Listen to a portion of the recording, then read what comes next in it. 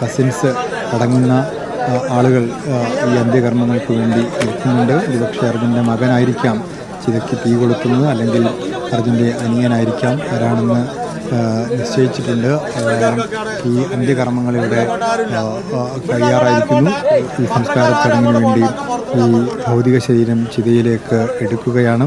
ചിതയിലേക്ക് ഭൗതിക ശരീരം ഇതാ കൊണ്ടുപോകുന്നു. ഉടൻ സംസ്കാര ചടങ്ങ് ആരംഭിക്കും. വീടിനോട് ചേർന്ന്, അർജുൻ്റെ ഏറെ പ്രിയപ്പെട്ട വീടാണ്, അർജുൻ്റെ അധ്വാനത്തിൻ്റെ വിയർപ്പിൻ്റെ ഫലമായി ഉണ്ടാക്കിയ വീടാണ്. ആ വീടിനോട് ചേർന്ന് ഒരു കുഞ്ഞു സ്ഥലമാണ് എങ്കിൽ കൂടി ആ വീട്ടുമുറ്റത്ത് തന്നെ ഈ സംസ്കാര ചടങ്ങുകൾ നടക്കണമെന്നുള്ളത് അർജുൻ ആഗ്രഹിച്ചിട്ടുണ്ട്.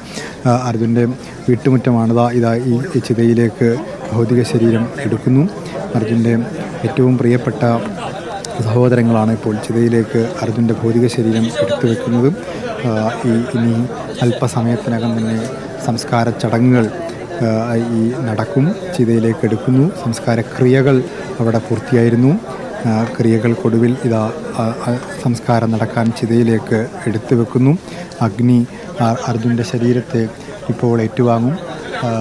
അർജുൻ്റെ ശരീരത്തെ അഗ്നി ഏറ്റുവാങ്ങുന്ന ഒരു കാഴ്ച നമുക്ക് കാണാൻ വേണ്ടി സാധിക്കുന്നു.